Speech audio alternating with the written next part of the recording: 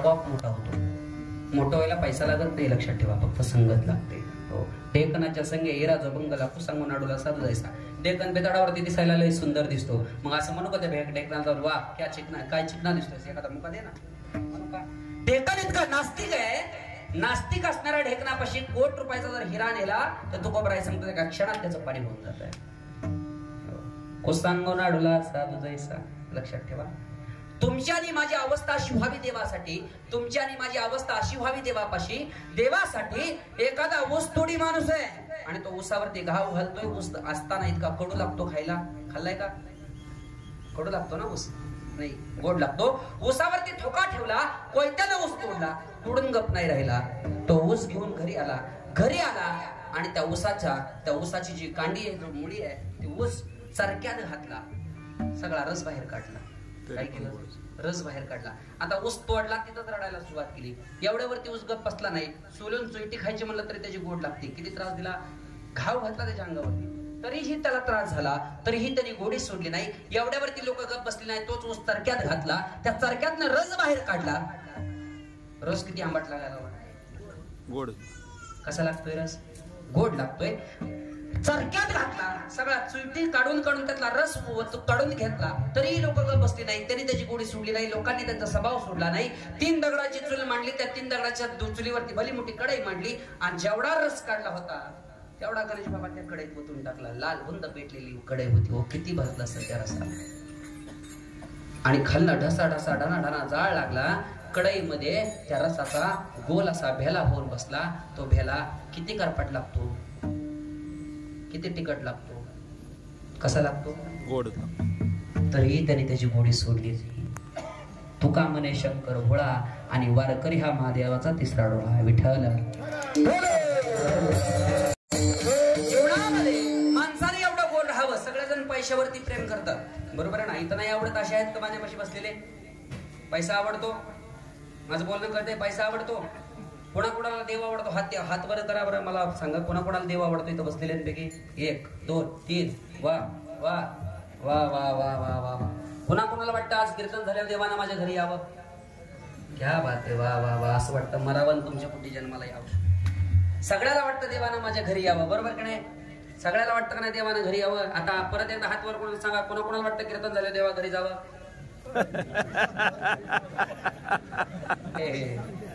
हे नाही वाटत, हे नाही. त्या कटाळ्या काय सुनवायला परत बरं वाटतंय? कुठं बरं वाटतं? हे तर तिथं इथं मग कीर्तन झालं येतं का संध्याकाळी लातूरला बी आहे? नाही, इथं मी जोवर उभा आहे तोवर बरं वाटतंय. पण एक सांगू का? कीर्तनाचा अंग होय अंग हरी रूप. कीर्तन एक अशी गादी आहे, कीर्तन एक असं व्यासपीठ आहे. महाराज इथं मुक्तीच मिळते, लक्षात ठेवा. पण तरी आम्हाला इथं द्यायला वेळ नाही, लक्षात ठेवा. तरीही आम्हाला इथं द्यायला वेळ नाही, कारण आम्ही पैशावरती प्रेम करतो. पैशावरती एखाद्याचं नाव दगडू शेठ असू द्या, जोपर्यंत खिशात पैसा आहे तोवर त्याला शेठ नावानं हाकलूक मारते. जोपर्यंत खिशात पैसा आहे तोपर्यंत. आप्पा एखाद्या दिवशी, ज्या दिवशी त्याच्या खिशातला पैसा संपल त्या दिवशी हीच माणसं दगड्या नावानं हाक मारतील त्याला.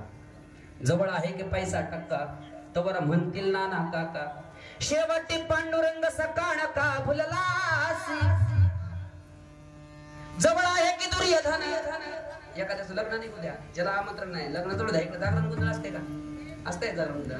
एखाद्याचं जागरण गोंधळ निघू द्या, त्याला नाही बोलत तरी कोपरीच्या खिशात कांदा घेऊन जातात ते. जेवायला बसतं पहिल्याच पंक्ती हो. आणि ज्याचं रात्री जागरण गोंधळ झाले त्याच्यावर जो पोलीस केस झाली, उद्या गाडी त्याला न्यायला आली ना, पोलिसांसमोर सांगतो, ए तू रात्री जेवायला आलता की आपल्या इथं? मागून घेत होतास की? मला ओळखतो ना, सांग मी पोलिसांना काय केलं नाही. पोलिसांना म्हणतो अजिबात ह्याचा माझा संबंध नाही, रात्री खाल्लंय आपल्या. जवळ आहे की दुर्योधन खायला जमतीला उगे जण. निर्वाणीला नाही कोण का फुललासी. इथं फक्त आणि फक्त तुमच्यापाशी आणि माझ्यापाशी स्वार्थ आहे म्हणून माणसं आपल्यात आहेत, लक्षात ठेवा.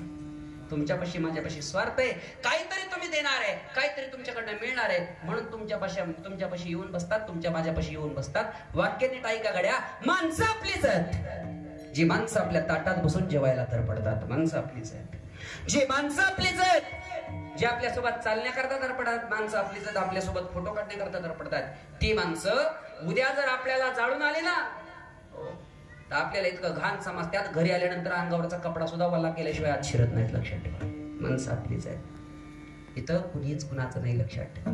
कुणीच कुणाचं नाही इथं. तुमच्यापाशी आणि माझ्यापाशी तो फक्त भाव आहे, लक्षात ठेवा. आणि या जगामधला लोकांचा सगळ्यात मोठा गैरसमज आहे की माणूस पैशानं सर्व काही विकत घेतो. पण लक्षात ठेवा, माणूस पैशात जाळल्या जात नाही, लक्षात ठेवा. पैशात जाळल्या जात नाही. सगळं विकत मिळेल मान्य पैशाने, पण जाळायला पैसा लागत नाही, लक्षात ठेवा. जाळायला फक्त 4 खांदकरी, 1 पाणी धरणारा, माग वारा घालणारा, 1 रॉकेलचा डबा, 5 मैल सरपान, एवढंच लागतं. दुसरं काही लागत नाही. इथं पैसा लागत नाही. पण वाक्य नीट ऐका. तरीही आम्ही पैशावरती इतकं प्रेम करतो, इतकं प्रेम करतो. सहज एके दिवशी लक्ष्मी, या जगात तुमच्यापेक्षा मला किंमत जास्त आहे. देव म्हणे, कस काय लक्ष्मी? लक्ष्मी म्हणली, बघायचं का देवा? दाखवा म्हणल्यावर लक्ष्मीनं काय केलं? वरनच 500 रुपये नोटांचा पाऊस पडला. ती खालनं एक प्रेत चाललं होतं, त्या प्रेताच्या अंगावर. आता ते प्रेत असं चाललं होतं, 1 जणांनी शिकाळी धरली होती, 5-50 जणांनी मागं रडायला आली. ती 4घांना खांदा धरला होता. त्या प्रेतावरती ते पैसे पाडले, 500 रुपये नोटांचा पाऊस. काय केलं असेल लोकांना? प्रेतावर पैशाचा पाऊस भरती जळू द्या तिकडे. ते प्रेत आज चालू कीर्तनात या सोलनकर परिवारावरती शेळके महाराजावर लक्ष्मी प्रसन्न झाली. 500चं जळू द्या, मला 50चं पडू द्या. तुम्ही काय करता? आता पाऊस पडला पैशाचा, तुम्ही काय करता? तुम्ही काय करताल माहित नाही, पण बुवा कीर्तन करतो पण आहे गॅरंटी नाही. लक्ष्मीने काय केलं? वरनं 500 रुपये नोटांचा पाऊस त्या प्रेतावरती पाडला. आता जे मडकं घेऊन चाललं होतं का बापाचं गाडगं, त्याने ते दिलं फेकून पैसे गोळा करायला. 4 जणांचे खांदा घेऊन चालले होते का, त्यांनी ते प्रेत दिलं फेकून पैसे गोळा करायला लागले. 5-50 मागं रडायला आले, त्यांनी बंद केलं, पैसे गोळा करायला लागले. A to Z सगळे पैसे गोळा करायला लागले. लक्ष्मी देवापाशी गेले, म्हणजे देवा पाहिलं काय जगात किंमत कुणाला आहे? वा लक्ष्मी वा. देव म्हणे, वा लक्ष्मी, लोक झुकतायत तुझ्या पुढं. लक्ष्मी, झुकतात लोक तुझ्या पुढं. हे लक्ष्मी, मान्य मला माणसं पैसे गोळा करतायत. लक्ष्मी बापाची शिकाळी घेऊन चालला होता, मडकं घेऊन चालला होता, त्याने ते गाडगं फेकून दिलं, पैसे गोळा करते. 4घांना खांदा दिला होता, त्यांनी ते प्रेत फेकून दिलं, पैसे गोळा करतायत. रडायला आलेली 5-50, त्यांनी रडणं बंद केलं, पैसे गोळा करायला. त्यात सगळी माणसं पैसे गोळा करतायत. पण लक्ष्मी इथून तिथून बांधून संघ आणलंय, ती बी माणूस आहे, त्याला बी वाटतंय की पैसे गोळा करावं. ती का उठून पैसे गोळा करा? उत्तर लक्ष्मीकडे सापडलं. तेव्हा तिथं त्याच्यात राम नाही. आणि एक लक्षात ठेवा, ज्यात राम नाही त्यात तुमची आणि माझी कुठलीच किंमत नाही, लक्षात ठेवा. इथं तुम्हाला मला कुठलीच किंमत नाही. देवा हे देव आहे, हृदय मंदिरी शोधून पाहे. देव बघा, देव जाणला पाहिजे, देव घेता आला पाहिजे. नुसतं समोर नाही एखादा देवळ असू द्यात, लोक लांबनच त्याला देवाला करतात. चल मी चाललो, तुला पोचवायचं का नाही त्याच्या हातात आहे ना, तू लांबनच कशाला हे करतो? एवढा वेळ नाही आपल्याकडे, एवढा वेळ नाही. लक्षात ठेवा, 3 गोष्टी 100% तुमच्याकडे माझ्याकडे असल्या पाहिजे. एक आहे धर्म, दुसरं आहे सत्य, आणि तिसरी आहे लक्ष्मी. पैसा नसल्याशिवाय जगू शकत नाही. सत्य बोलल्याशिवाय या जगामध्ये कुठंच टिकू शकत नाही. आणि धर्मानं वागल्याशिवाय तुम्हाला कुठंच किंमत नाही, लक्षात ठेवा. तुम्हाला कुठेच किंमत नाही. या 3 गोष्टी जर तुमच्याकडे असतील तर या जगातला सगळ्यात श्रेष्ठ माणूस आणि सगळ्यात श्रीमंत विचाराचा माणूस ठरला जातो, लक्षात ठेवा. या जगातला सगळ्यात श्रीमंत आणि चांगल्या विचाराचा माणूस ठरला जातो. जगद्गुरु तुकोबराय भंडारा डोंगरावरती कीर्तन झालं होतं माझ्या तुकोबरायांचं. काय पाटलाच्या मनात यायचं, रोज पाटलानं पांढरी शुभ्र अंगावरती कपडे घालावे आणि पांढरी शुभ्र कपडे अंगावरती पाटलानं घालावं. भरदारीचा पोशाख अंगावरती चढवावा आणि तुकोबरायांच्या कीर्तना करता या पाटलानं भंडारा डोंगरावरती जावं. बारीक ऐका, बारीक ऐका. भंडारा डोंगरावरती पाटलानं जावं. एके दिवशी काय बायकोच्या मनात आलं, बायकोने विचारलं, तुषार बाबा पाटील, रोज पांढरी शुभ्र कपडे अंगावरती घालता पाटील, पाटील पांढरी शुभ्र अंगावरती कपडे घालून जाता कुठं पाटील? पाटलानं गोड उत्तर दिलं, गस्तुरी, जिथं माझ्या तुकोबरायांचा टाळ वाजतो, जिथं माझ्या तुकोबरायांचा विना वाजतो, जिथं माझ्या तुकोबरायांच्या मुखातून विठ्ठल भजन येतं, ते ऐकण्याकरता जातो, त्यांचं चिंतन ऐकण्याकरता जातो, कीर्तन ऐकण्याकरता जातो. बायकोनं पुढे प्रश्न केला, पाटील नेमकं कोण आहे तुकाराम महाराज? देऊचे सुप्रसिद्ध साधू आहेत तुकाराम महाराज. हा हा हा हा, तुम्ही ते तुकाराम महाराज म्हणता का ज्यांनी अख्खा संसार लोकांना? असा शब्द वापरल्यानंतर पाटलाला राग आला, भाया माग सरल्या, खाड दिशेने कानाखाली मारली. पाटलानं उपारणं खांद्यावरती टाकलं, सरळ तुकाराम महाराजांचा भंडारा डोंगराचा रस्ता धरून निघाला. ए माझ्या आयानो, तुकोबरायांचं कीर्तन आला आणि पाटलाला विचारलं, पाटील लय बोलली का हो त्या तुकाराम महाराजाला? पाटील लय बोलली का हो त्या तुकाराम महाराजाला? माफ करा पाटील, मला कळलं नाही तुकाराम महाराजाची ख्याती काय. पाटील माझी एक विनंती आहे, मला देवानं सक्का भाऊ दिला नाही.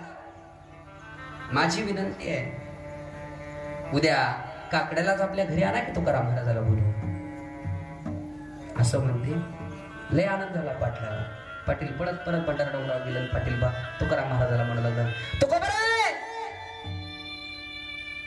आनंदाची बातमी घेऊन आली आज. तुकोबराय, तुम्ही माझ्या घरी उद्या सकाळ दिवस उजळायला काकडा करत करत यायचं आहे. माझ्या दारात कीर्तन करावं अशी बायकोची इच्छा आहे. दुसरा दिवस उजेडला. तुकोबराय भजन करत श्री विठ्ठल श्री विठ्ठल भजन करत पाटलाच्या दारात आले. आवाज आला चिपळ्यांचा, विण्याचा, भजनाचा आवाज आला. पळत पळत पाटलाची बायको पाठ घेऊन बाहेर आली. पाट असा दारात मांडला. पाटावरती माझ्या तुकोबरायांना उभा केलं आणि पाटावरती उभा केल्यानंतर तुकोबरायांचा पाय धुतलं, आतमध्ये घेतलं. काय करू काय नाही, काय करू काय नाही, पाटलाची गडबड चालू होती. एवढ्यामध्ये पाटलाच्या बायकोने आवाज दिला पाटलांना, ओ पाटील, पवित्र दिवस आहे आज, संत येते घरा, तोच दिवाळी दसरा, पवित्र दिवस आहे आज पाटील. मी एक म्हणते असं करता का? एक काम करा ना पाटील, शेजारी वाण्याचं दुकान आहे, जाऊन तिथनं उठणार ना, मी माझ्या हाताला माझ्या तुकाराम महाराजाला जोडते, आंघोळ घालते, जावा ना घेऊन घेऊन या.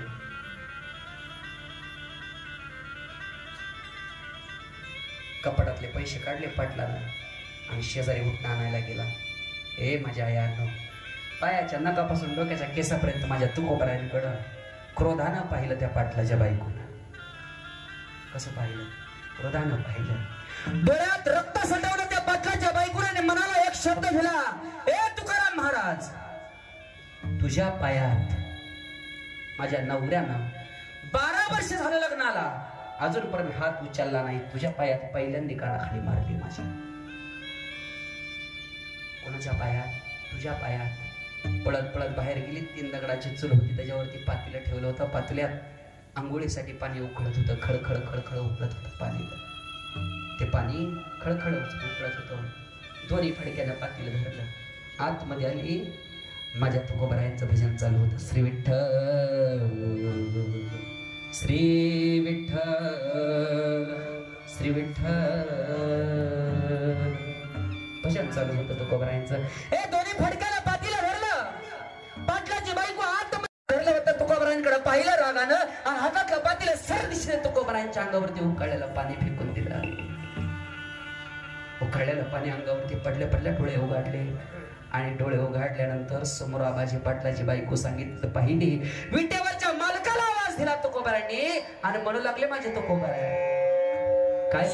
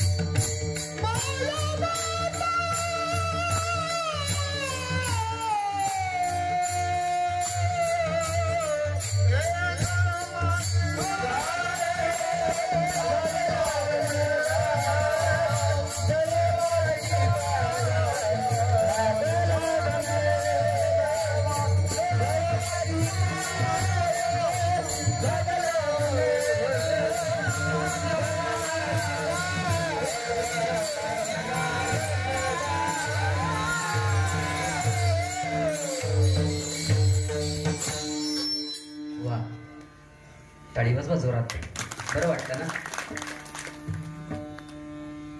अंगावरती पाणी ओतलं आणि माझ्या तुकोबरायानं डोळं उघडलं. वा देवा वा, काय ह्या पाटलाची बायको श्रीमंत मनाची आहे, चांगल्या विचाराची बायको आहे. हिला कसं कळलं देवा? माझ्या अंतकरणामध्ये तुझं नामस्मरण हळू आवाजात चाललंय. हिला कसं कळलं देवा? ऐका बारीक ऐका. देवा हिला कसं समजलं माझ्या अंतकरणामध्ये तुझं नामस्मरण हळूच चाललंय म्हणून हिला मला जागत गेलं. हे माझ्या मायारो, जगाच्या मालकाच्या दासावरच्या अंगावरती वतलेलं जे पाणी ना उखाळलेलं ते विश्वाचा बाप पिठेवरती होता, त्याला ते चटके भाजत होते. माझ्या तुकोबरायानं देवाला विचारलं, देवा देवा तुम्हाला भासतं का? काय विचारलं? देवा तुम्हाला भासतं का? त्यावेळेस माझ्या तुकोबरायानं देवाकडं पाहिलं आणि विचारलं, तुम्हाला भासतं का? माझ्या पांडुरंग परमात्म्यानं देवाला उत्तर दिलं, तुकोबराय लेकराच्या हिताकरता तुमच्या आईला कधीच दुःख होत नाही, अभंगाचं प्रथम जग.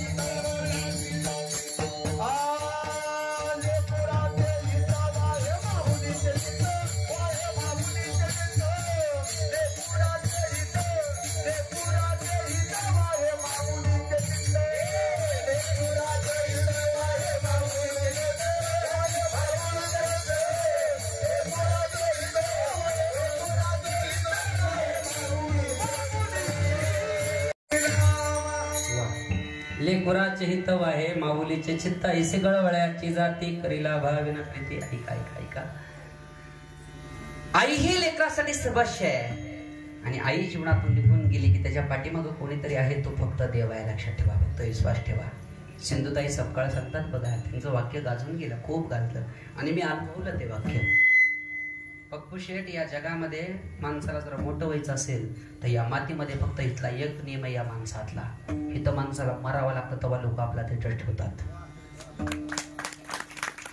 इथं मरावं लागतं तेव्हा लोक आपला थिएटर ठेवतात. पण आपण एखादं जागा घेऊ द्या, आपण एखादा बंगला बांधू द्या, आपण एखादी गाडी घेऊ द्या, आपलं एखादं मोठं नाव होईल, लोक आपला थिएटर्स नाही ठेवत, लोक आपल्यावर जळतात. आणि फक्त ही जागा आहे ती, फक्त ही जागा आहे ती. इथं फक्त शिकायचंय. वाक्य नीट ऐका, इथं फक्त शिकायचंय आणि माणूस हा फक्त शिकण्याकरता जन्माला आलाय. गेल्या जन्मात काही पाप केलंय, हे पाप फक्त इथं भोगायचंय. पण इथं येऊन जर पाप केलं तर पापात पाप त्या माणसाला इथं कुठंच माप नाही. लक्षात ठेवा. विठ्ठल लक्षात ठेवा. या जगामध्ये तुमच्यावर माझ्यावरती प्रेम करणारा बस म्हणून शकतात तुम्ही. माझी बायको आहे, माझा भाव आहे, सोनविना बंधू पाटीची बहीण, शेजची कामीन दूर आहे, सोडविना राजा देशीचा चौधरी आणि कसोय रे भले भले. इथं तुमचं आणि माझं कोणीच नाही. लक्षात ठेवा.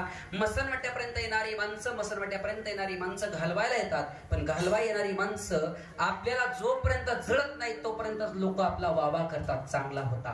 पण जी वावा करतात ती बितडाला जर तासभर एक्स्ट्रा ठेवला ना तरी लोक आपलीच असतात. उचलून पटकन हलवा ताटून चाललंय ते, लोक आपलीच असतात. नाही कुणाचे कुणी तुझे नवे रे कोणी, अंती जासी लेखला रे प्राण्या माझे माझे म्हणून. बहीण कुणाची भाव कुणाचा कोण कुणाचे सगळे सोय रे मेल्या मागे सर्व राहतील तुटतील धागे कुणी कुणाचं नसतं या जगामध्ये कुणी कुणाचं नसतं पण एक बोलू जीवनाच्या वाटेवरती एकमेव व्यक्ती अशी आहे की जन्माला घातल्यापासून स्वतःचा प्राण देईपर्यंत तुमच्याकडनं काहीतरी मिळावं ही अपेक्षा ठेवत नाही ती आई आहे लक्षात ठेवा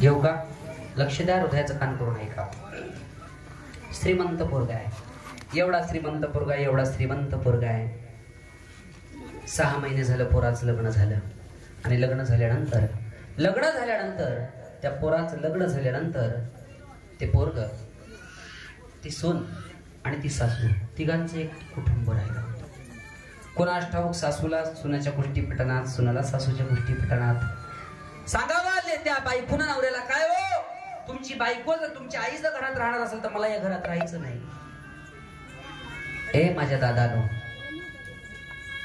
बायकोसाठी पोरानं आईला 6 महिने झालं बाहेर काढलं बारीक ऐका घेऊन जावा दृष्टांत घरी गपचूप वाटा फुलं गपचूप न बोलता लक्ष द्या माझ्याकडं 6 महिने झालं लेकराला बाहेर काढलं त्या माईला बाहेर काढलं गावाच्या बाहेर एक सफर बनलं त्या सफरात त्या म्हाताऱ्या आईला ठेवलं म्हाताऱ्या आईचा नेम होता रोज पूर्व ऑफिसला जाताना तिने रस्त्यावरती चालत यायचं आणि लेकराकडे बघायचं लेकराचं तोंड बघायचं आणि मग अनपाणी खायचं ए आयांनो पोरगा कामाला जायचं 6 महिने लोटल्या गेले आणि एक दिवस दोघा नवरा बायकोचीच भांडणं घरात झाली बायकोनं विचारलं काय केलं तुम्ही माझ्यासाठी किती प्रेम आहे तुमचं माझ्यावरती त्याने विचारायला सुरुवात केला बोल तुझ्यासाठी काय करू सांग तुझ्यासाठी काय करू आता राऊंडअप पिऊ म्हणलं तरी तयारी आहे आता जीव देऊ का म्हटलं तरी तयारी आहे बोल तुझ्यासाठी काय करू उच नखाने बोलतात तुम्ही लय शिकवायला चाललात तुम्ही तुमचा जीव आहे ना माझ्यावरती जर असेल तुमचा जीव तर जा तुमच्या आईपाशी आत्ताची आत्ता आणि त्या माईपाशी जाऊन तुमच्या आईचं काळी जाणून द्या मला बघू तुमच्या आईचं माझ्यावरती तुमचं माझ्यावरती किती प्रेम आहे काय म्हणली जा जा तुमच्या आईपाशी जा आणि तुमच्या आईचं काळी जाणून द्या मला बघू तुमचं माझ्यावरती किती प्रेम आहे बाईकुचं ऐकलं घडेना घरात म्हटला गाडीला स्टार्टर मारला गाडी दारातली साईडला काढून लावली रस्ता मोकळा केला आणि आईची झोपडी लांबनं दारातनं पाहिली पळत पळत पोरगा आईकडे निघाला आईचा टायमिंग झाला आईला वाटायचं आज लेकरू रस्त्याने जाताना मला थोडं दाखवून जाणार लेकरू रस्त्याने जायचं पण लेकरू रस्ता उतरून दादा कधी खाली येत नव्हतं पण त्या दिवशी लेकरू पळत आलं लेकरू रस्त्यावरनं रस्ता उतरून खाली आलं आई डोळ्याने पाहते लेकरू खाली येऊन गप नाही लेकरू आई पक्की आलं 6 महिन्यापासून लेकराच्या अंगाला हात सुद्धा लागला होता माईचा त्या माईनं त्या लेकराचं गाल धरलं ढसा ढसा मुख घेऊन लागले लेकराचं हे राजा देव हाय राजा गात देव एवढा येणार नाही रे राजा मला माहिती होतं एक दिवस तुला आईची किंमत कळल आणि आईकडे एक दिवस का होईल तू माघारी येशील मला माहिती होतं राजा आलास का नाही आईकडे बघ बरं होय आई बोल ना राजा काय करू तुला खायला या जगात एकमेव प्रेम आहे दिवसभर कामाला जावा पोरगा विचारेल पप्पा संध्याकाळी येताना खायला घेऊन या बायको विचारेल भाजीला काहीतरी घेऊन या भाऊ विचारेल संध्याकाळी जरा वहिनीला चांगली भाजी करायला लाव आणि एकमेव दिवसातून सकाळपासून जर संध्याकाळपर्यंत फोन आला ना, फक्त आईच विचारली गड्या तू काय खाल्लंस का नाही. या जीवनाची दिशा फक्त तिलाच कळते. सांगू, पोरगा आईपाशी उभा राहिला आणि पोरगा आईला म्हणू लागला, आई मला काही खायचं नाही. बोलणार आहे राजा, या दोन हाताने तुला काही खायला करू का? ए आई मला काही खायचं नाही. तुला काय पाहिजे बाळा, बोल ना, काय देऊ तुला? अरे आज माग, तुला काय मागायचं? ही आई तुझ्या समोर उभा आहे, ही आई तुझ्यासाठी आज तिचा जीव सुद्धा द्यायला तयार आहे. होय आई, तेच नाही आलं. आई मला तेच पाहिजे. म्हणजे काय पाहिजे राजा तुला? ऐका ऐका ऐका. त्या आई त्या लेकराला म्हणते, काय पाहिजे राजा तुला? आई मला तुझं काळीच पाहिजे. आईनं गोड उत्तर दिलं, राजा या जगातल्या प्रत्येक आईचं काळीच म्हणजे त्याची पोरं आहेत. आईची काळज म्हणजे तिची पोरं आहेत आणि माझं काळीच पाहिजे तुला. तुझ्या जीवापेक्षा अप्रूप नाही. पळत म्हातारी कोपटात गेली, एवढा सुरी आणली. ती सुरी सर दिशेने छातीत खोपसली, छाती सरसर फारली, त्यातनं काळीज काढलं. लेकरानं ते काळीज हातात घेतलं, सनाड बायकोकडे पळत चालला. आई रक्ताच्या थारोळ्यात पडली, याच्याशी घेणं देणं नाही हो. पोरगा बायकोपाशी पोहोचलं. घराच्या बाहेर जा, घराच्या आत जायच्या अगोदर दारामध्ये एक इट पडली होती. इटला ठेस कळलं, दणकीने पितळावरती आपटलं. दाट पडला, तोंडात रक्त येऊ लागलं, डोकं फुटलं, शर्ट रक्ताभंगुळ झाला सगळा. काळीजे का साईडला पडलं. बायको तना करत घरात बाहेर आली, जोरात म्हणली, लाज वाटत नाही का तुम्हाला? पुढे बघून चालता येत नाही का तुम्हाला? डोळे गेले का तुमचे? रक्ताभंगुळ झालेला पोरगा, डोळ्यातनं पाणी आलं. साईडला काळी जसं ठण ठण ठण ठण आईचं उडत होत. ऐका, उठणाऱ्या काळजातनं, त्या काळजातनं आवाज आला, लेकरा ए राजा, तिथनं हितपर्यंत घेऊन येस्त वर ये वस्तीचा आलास की रे. लागलं वे रे तुला? उठ रे बाळा, लागलं तुला? उठ रे बाळा, किती लागलं रे तुला? हा काळजातनं आवाज आला. हा दृष्टांत पाहताना माझ्या तुकोबरायांचे डोळे भरावं आणि तुकोबरायांनी म्हणावं, आई गेल्यानंतर जर कळवळा कोणाला येत असेल तरी आपल्या जगात नसली तरी तिला कळवळा येतो. ऐसी कळवळ्याची जाती करी लाभाविना प्रीती. किती पोटात ओझ आहे हे माहित नसतं तिला, पण जीवनाचा सगळ्यात मोठा आधार संपला जातो. सगळ्यात मोठा आधार संपला जातो. हे झालंय असं कधी लय ऐकायला मिळालं? एखाद्या आईचा नवीन तरणा बांड पोरगा गाडीला धडकून मरू द्या, 8 दिवसात आईनं प्राण सुटलेला बघायला मिळतंय. पण आजपर्यंत या मातीत असं नाही झालं एखाद्याची आई गेली लगेच दुसऱ्या दिवशी पोरगं गेलं, लगेच दुसऱ्या दिवशी पोरगं गेलं. अजून तर असं नाही झालं. या जीवनामध्ये, या जगामध्ये जर प्रेम करणारी कोण एकमेव दैवत आहे, ती आई आहे. म्हणून तर माझ्या त्या आईला आवाज यायचा, विठोबार खोमाये.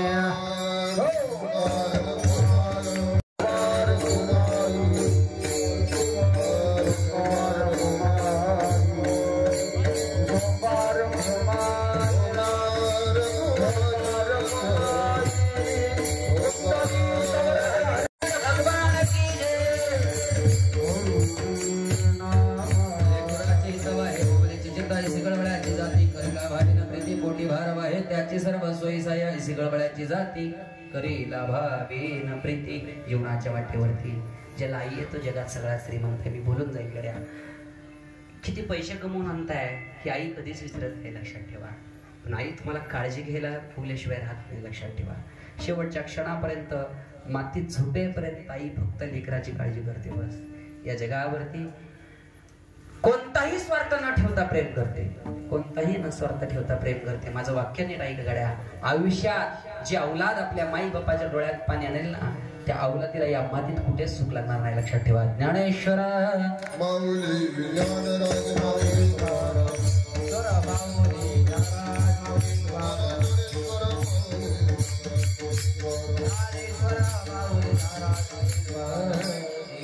जीवन फार चांगले गड्या, चांगलं जीवन जगा.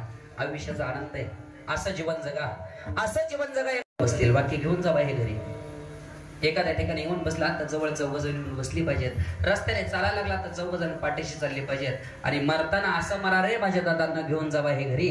मरताना असं मरा, एखादा वैरी आयुष्यात कमावला असेल तर त्याच्या सुद्धा डोळ्यात पाणी आलं पाहिजे, असं जीवन जगा.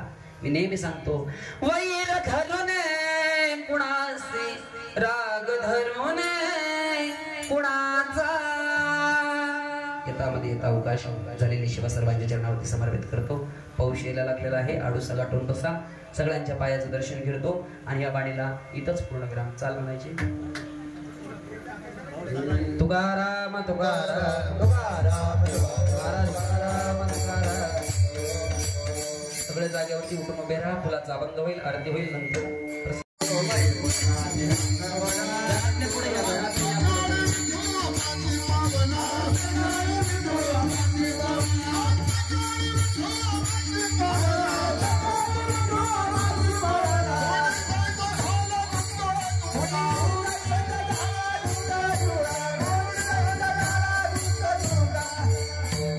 घरातील मंडळी पुढे